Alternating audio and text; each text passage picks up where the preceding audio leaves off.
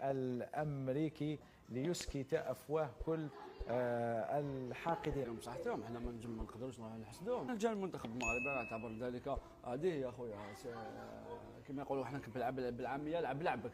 في كل مره ياتون بمنتخب مشكل من نجوم ينشطون في اوروبا، وفي كل مره يسقطون في ادوار متقدمه. منافسه كاس العالم هي منافسه مغايره تماما، منتخبات تكون حققت نتيجه جيده سواء خلال كاس العالم، نشاهد انهم يسقطوا مباشره في فخ انهم يكونوا فوق سحابه ان صح التعبير.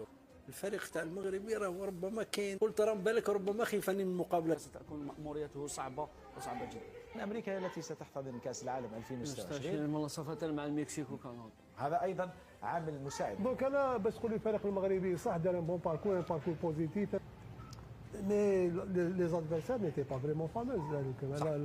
يعني المنافس الان راح يتغير، المستوى راح يطلع كثير.